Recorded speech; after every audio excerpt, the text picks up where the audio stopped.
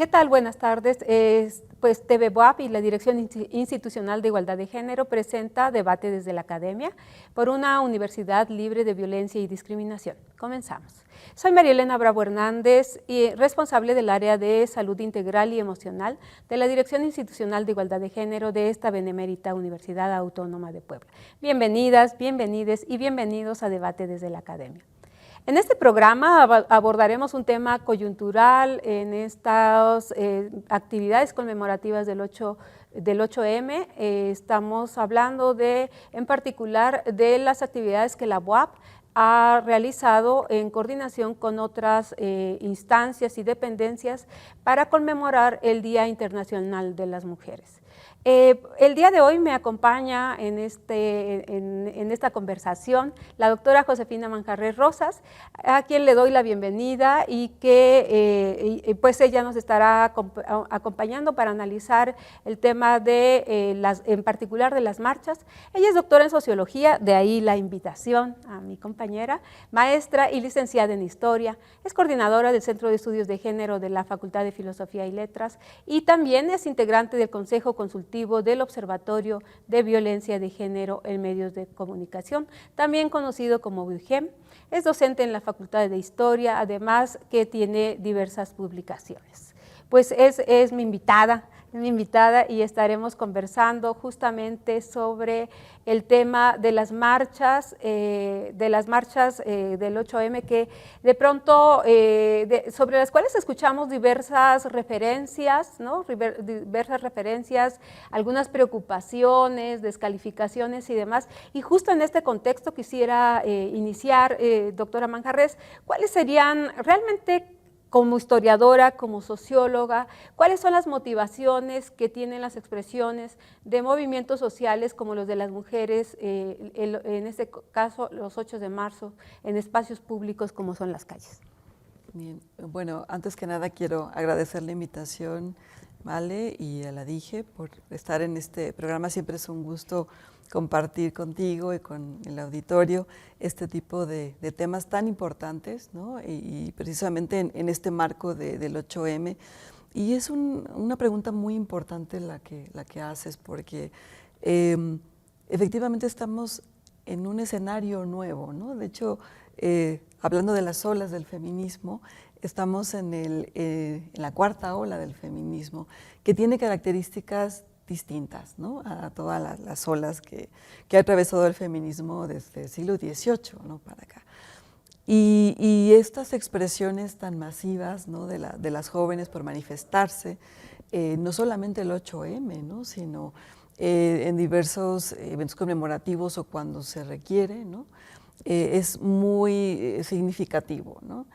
Yo también me he puesto a pensar, a analizar, ¿no? Precisamente cómo se ha transformado precisamente la manera en cómo las mujeres se han movilizado, ¿no? O sea, no es que antes no lo hicieran, evidentemente hay momentos en la historia, ¿no? Donde las mujeres se han movilizado. Hablemos del movimiento sufragista a finales del siglo XIX, sobre todo principios del XX, en donde ellas realizan diversas acciones para lograr el voto. Particularmente los movimientos más conocidos son las de las sufragistas inglesas y norteamericanas, que hicieron diversas acciones para lograr el voto, ¿no?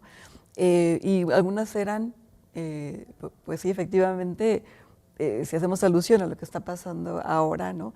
Que llegaban a hacer pintas o llegaban incluso a incendiar un edificio, en fin, ¿no? Pero es una forma, también a mí me parece que son estrategias, ¿no? que siguen o que siguieron en ese contexto las mujeres para lograr efectivamente el voto, ¿no?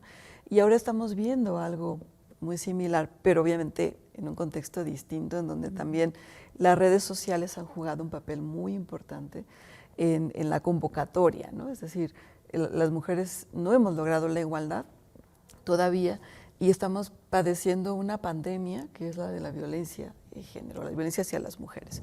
Entonces, eso es lo que ha motivado particularmente a las mujeres, no solamente de México, sino de todo el mundo, a pues a juntarse, a manifestarse, que a muchos no les gustará la manera en cómo lo hacen, pero hay una explicación de fondo, ¿no? Hay una indignación. Yo sigo un poco esta idea que me parece muy interesante de la doctora Daniela Cervera, que ha analizado precisamente esto de las marchas feministas, las más recientes, de 2019, el 20 por la pandemia no se logró, digamos, una marcha más grande, pero 21 sí, 22, ¿no? Y habla precisamente de esta indignación, ¿no? Esa indignación que tienen las mujeres porque están sufriendo la violencia, ¿no? O sea, la sentimos en nuestro cuerpo de muchas formas, ¿no? Todos los tipos de violencia. Y la otra es que no se está haciendo nada para resolver el problema, ¿no? Entonces eso ha generado que las mujeres se unan para alzar la voz, ¿no? Y eso es muy interesante de analizar en este contexto también de las redes sociales.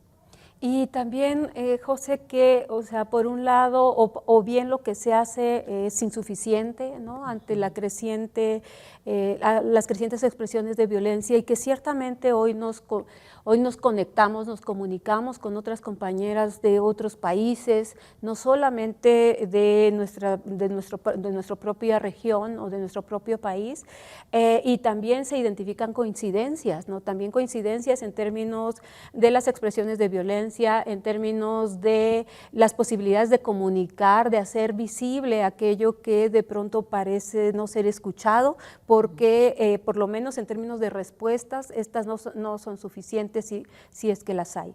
Por otro lado, observamos una gran crítica, ¿no? Y descalificación de nuevo cuando estamos hablando en concreto de violencias, una crítica y descalificación, una duda constante, permanente respecto a las víctimas, y no se voltea a ver a quien agrede, ¿no? Y también a las instituciones que debieran responder ante este tipo de situaciones, por no hablar de la cantidad de derechos de las mujeres que están poniéndose sobre la mesa de nuevo en discusión para hacer un balance sobre los avances estos días.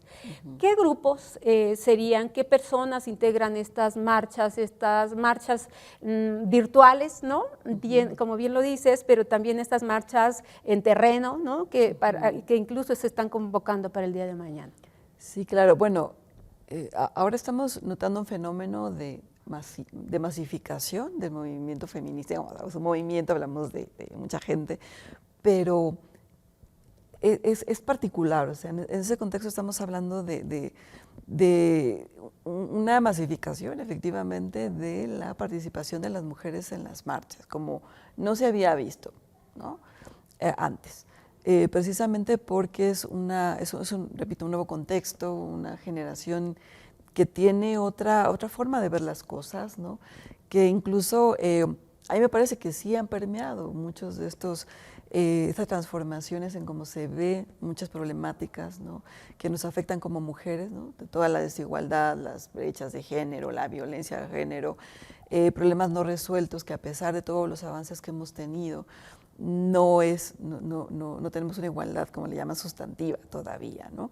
Entonces, son muchas mujeres jóvenes, eso es una característica, ¿no? De estos movimientos, de estas mujeres que integran las marchas, actualmente son mujeres jóvenes, ¿no? Que están realmente dentro de, o sea, están hartas, ¿no? Indignadas, precisamente porque no hay una resolución, ¿no? Como ya mencioné, yo también lo acabas de recalcar, no está resuelto todavía el problema de la violencia. Ahorita estamos viendo que la agenda del feminismo está puesto ahí, en la resolución de la violencia, y también el aborto, en el caso de México, ¿no? Porque todavía no tenemos esta aprobación, salvo en algunos estados, pero en general no, aparte de todas las desigualdades que existen, ¿no? Pero una de las cosas es que son efectivamente jóvenes, ¿no? Otra es esta idea de que efectivamente las redes sociales, ¿no? Han creado esta idea de ciberactivismo, ciberfeminismo, que ha unido no solamente a mujeres de diversos estados del país, sino de todo el mundo, ¿no? Y que vemos marchas multitudinarias, ¿no? Creo que una de las más impresionantes fue en España, ¿no? Creo que desde 2016, 17, y que eso ha permeado también en otros contextos como en Argentina, ¿no? Con estas consignas de ni una menos, o los movimientos como en Estados Unidos del Me Too, ¿no? Que sí repercuten en México. Y aparte, México tiene también pues, sus propias características, su propia historia de movilizaciones, pero también hubo un problema estructural muy grave, ¿no? De desigualdad, de violencia, impunidad, ¿no? Porque el problema es ahora el acceso a la justicia. No hay una resolución desde el Estado, ¿no? Todas las instituciones que se deberían de encargar, aunque existen leyes, instancias específicas, no hay una resolución. Y ha aumentado, ¿no? O sea, parece que aumenta la violencia. Primero íbamos que 3 feminicidios por día, ahora ya son 10, ¿no? Por día. Dices, ¿qué está pasando en México, no? Y eso hace que las mujeres se organicen y marchen indignadas precisamente para alzar la voz. Sí, sin duda, como bien dices, son grupos heterogéneos con un alto componente de población joven que vive con dificultad y con miedo, lo han dicho, ¿no? Para salir a las calles, para poder, con miedo de llegar sanas y salvas a casa, de regresar. Y también hemos visto en las marchas una diversidad de grupos sociales en términos de situación económica, ¿no? Vemos como no hay, si bien hay condiciones particulares o diferenciadas, también han marchado ciertas clases sociales que antes no se hacían presentes. Veíamos los movimientos sociales normalmente vinculados a clases bajas, clase media, baja, ¿no? Ahí demandando una situación de incomodidad justamente resultado de esa posición.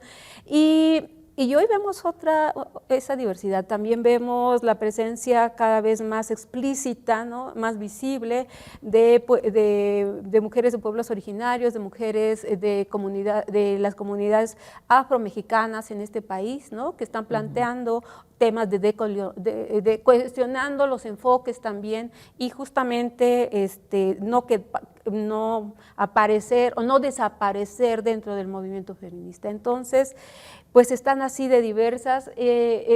Hay gran preocupación estos días y hemos visto grandes debates sobre el tema del patrimonio histórico, etcétera, sobre el cuidado. ¿Cómo podemos entender estas expresiones a través de pintas en paredes, de daño a puertas, de mensajes a través de graffiti, ¿no? De grito, que vemos y que son parte al final de estos movimientos y que incluso hay grupos dentro de las propias marchas que se asumen como, que los asumen como un método de protesta? Claro, sí. Yo parto de 2 cuestiones, ¿no? La primera, esto que también ya señalabas, hay una gran diversidad de feminismos, o sea, no hay un solo feminismo, sino que hay diversidad, ¿no? Y eso también es muy evidente a la hora de establecer no solamente las agendas, sino de definir estas cuestiones que son interseccionales, ¿no? Que donde aparece la clase, la etnia, la raza, cuestiones históricas, ¿no? de opresión, pero sí creo, la otra cuestión es que hay algo que está uniendo a todas las mujeres, ¿no? Independientemente de esa diversidad, y que es esta desigualdad que todavía impera, ¿no? en nuestra sociedad, y en el caso muy particular del tema de la violencia hacia las mujeres, ¿no? Y entonces obviamente ha sido para contextos luego muy conservadores como el mexicano, ver a las mujeres pintando paredes, rayando monumentos, incluso utilizando otro tipo de artefactos, ¿no? Para protestar. Y a mí me parece y lo comentábamos, ¿no? Un poco antes, de que esto está cayendo en la descalificación, ¿no? hacia estas expresiones que a mí me parecen genuinas, ¿no? Es decir, lo que pasa es que se espera, ¿no? Entre comillas, que las mujeres no hagan eso, porque son mujeres, ¿cómo van a protestar de esa manera, ¿no? Las mujeres no son violentas, las mujeres son no sé qué. Y entonces les sorprende mucho que hagan este tipo de cuestiones, ¿no? Y las ven como algo irracional, ¿no? Y cuando en realidad no es así. De hecho, las mujeres es una forma de mostrar la indignación, ¿no? De mostrar, de visibilizar la problemática, porque no se está resolviendo. Entonces es una manera de decir aquí está, pero no es lo único que hacen. Los feminismos, ¿no?, están acompañando, están haciendo muchas cosas, acompañan a las mujeres que están violentadas, han creado sus colectivas, informan a la población sobre estos temas, ayudan a las mujeres, o sea, forman estos grupos de ayuda económica, o sea, va más allá de eso, ¿no? El problema es que hay mucha misoginia alrededor, hay mucha indolencia por parte de las instituciones del Estado para resolver. Hay mucha gente, hombres sobre todo, ¿no?, aunque también hay mujeres, que en las redes sociales están teniendo un papel muy fuerte para descalificar, ¿no?, a las expresiones de las mujeres. Entonces eso ha generado también un discurso, y los medios de comunicación también, ¿no?, también han contribuido a generar un discurso de descalificación, incluso de odio, de criminalización hacia la protesta social, que hace que el problema real, como tú bien señalabas, ¿no?, de la violencia quede en segundo plano. Y entonces eso está generando todavía más enojo por parte de las mujeres, porque en lugar de estar hablando de la violencia, de cómo se tiene que resolver, en fin, no, estamos hablando de que las mujeres son violentas, de que las mujeres están pintando los edificios, en fin, ¿no? Entonces sí hay un problema, estamos como un poco entrampados en todo eso, ¿no?, como sociedad, pero yo creo que hay que darle la vuelta al discurso, ¿no? Hay que cambiar la manera en cómo estamos viendo la protesta de las mujeres, ¿no? Es decir, a lo mejor a muchos no les gustará, pero o sea, no, eso no importa, lo que importa es el problema. Hay que centrarnos en el problema real y decir, bueno, ¿qué vamos a hacer como sociedad? No solamente los medios, el Estado, las instituciones como la UAP, ¿no?, para resolver el problema, sino todas y todos también como sociedad. ¿Qué debemos hacer, no? Porque, o sea, nos toca a nosotras como institución, sí, dar una solución y que sea real, ¿no?, que se resuelva. Pero también esto no debería de pasar, ¿no? O sea, no debería de haber acoso, no debería haber hostigamiento, no debería haber feminicidios, ¿no?, y existen. Entonces, ¿cómo hacemos para que eso no ocurra, ¿no? Muchísimas gracias, José. Sin duda, las marchas han mostrado un problema, han hecho evidente una serie de problemas y ha sido su función en todos los movimientos sociales, ¿no?, de visibilizar un problema, de generar incomodidad, haciéndola Exacto. pública para que se reaccione de cierta manera para obtener ciertas respuestas. Y por otro lado, también dentro de las marchas, previo a las marchas hay un acompañamiento, a veces de grupos de mujeres conocidas, pero a veces el acompañamiento y la protección se da en el momento mismo de la marcha. Hay un fenómeno psicosocial, ¿no?, de sororidad que se activa justamente al sumarte a la fila, y de acompañamiento mutuo que puede durar en corto tiempo, solo durante el proceso de la marcha, o que incluso puede detonar en una relación de acompañamiento posterior ante cierta problemática particular en el que coinciden o que viven las mujeres. Las marchas han permitido también pasar algo que ha parecido un problema individual a ser reconocido como un problema compartido por diversos grupos de mujeres, y eso es importante de verlo también. Las marchas han sido también una oportunidad de escucha para las familias que han vivido de alguna manera alguna situación violenta en alguna mujer que les integra. Entonces creo también que cuando analicemos las marchas, cuando hablemos de las marchas, también hay que poner todo eso.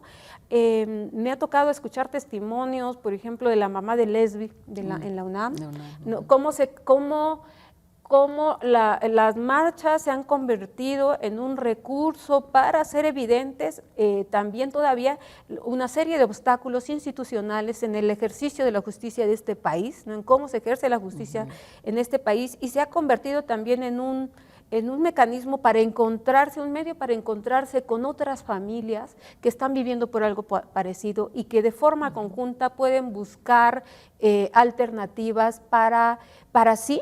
Y creo que aquí está otro punto que lo he escuchado mucho desde la DIGE, entre las compañeras que llegan, entre la reflexión con los grupos que atienden o atendemos el tema de la violencia, hay un discurso en las jóvenes de es por mí y por las otras, por si a alguien más le va a pasar, o sea, porque no le pase. Entonces, es esta preocupación también, generar algo que todavía no, o sea, todavía no queda claro, creo que ahí está el tema también, para las otras compañeras, ¿no? Y no lo explico más que una preocupación legítimamente sorora, ¿no?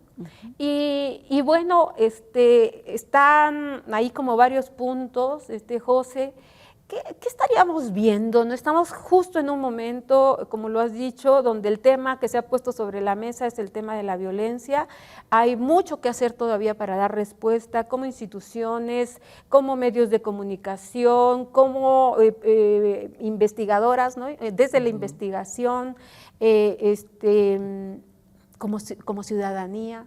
Si nos incomoda, yo me preguntaba algo, ¿se incomoda realmente? Pregúntate qué te está incomodando. O sea, realmente qué es lo que te está incomodando. ¿Y cuáles serían las proyecciones a mediano y largo plazo sobre estos movimientos sociales en los espacios públicos, José? Pues yo creo que esto va a seguir hasta que no tengamos una solución. Es decir, mientras las instituciones, ¿no?, que les corresponde resolver, erradicar la violencia de género, esto va a continuar. Y eso también puede llegar a modificar también las propias prácticas dentro del movimiento feminista, porque también es cierto que hay grupos mucho más radicales que se pueden seguir radicalizando y otros que no, como ha sido siempre, o sea, en todos los movimientos sociales siempre pasa eso, ¿no? Entonces, a lo mejor a corto plazo esto va a continuar, mediano plazo, si esto no se resuelve, ¿no? Eso va a seguir así y puede haber radicalización también por parte de grupos del feminismo, ¿no?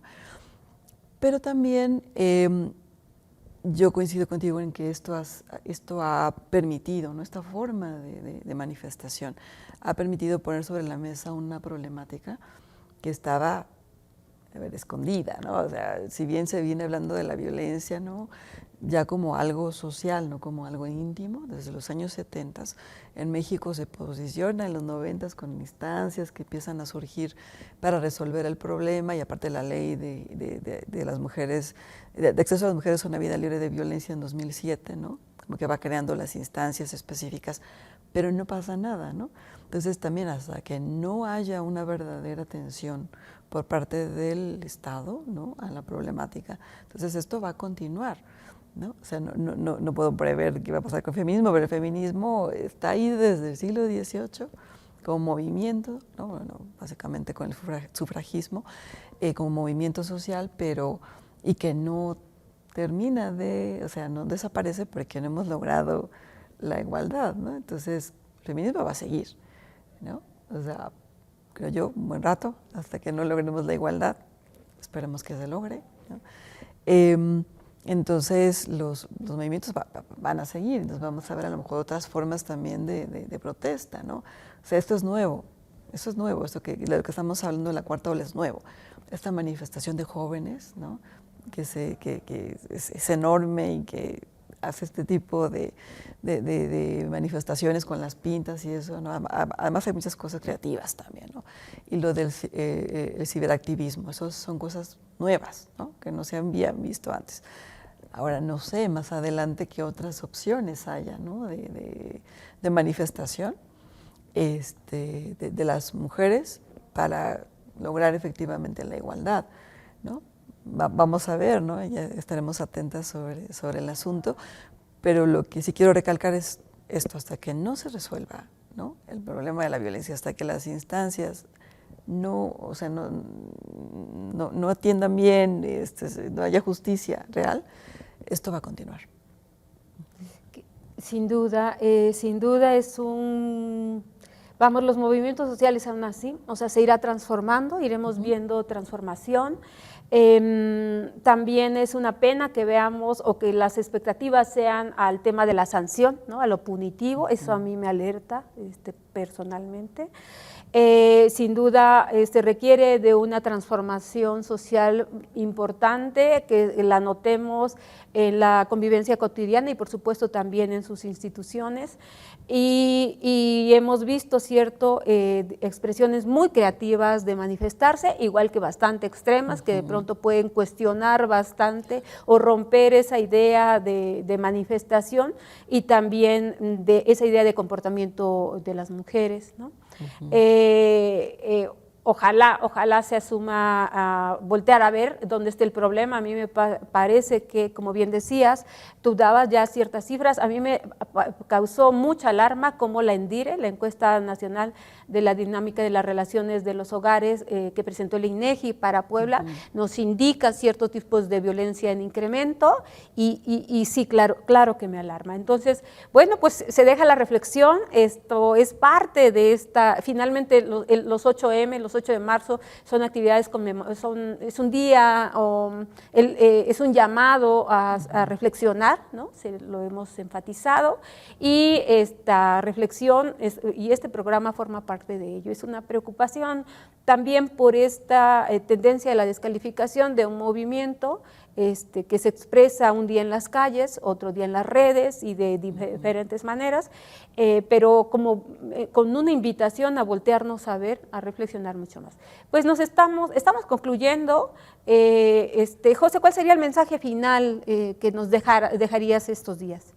Pues que el 8 de marzo es una fecha no para felicitar a las mujeres, sino estamos conmemorando la lucha que históricamente han hecho las mujeres para lograr la igualdad, y que como movimiento que tiene mucho tiempo, ¿no? de existencia, se ha transformado, y hay que entender qué está aconteciendo justamente en este contexto, ¿no?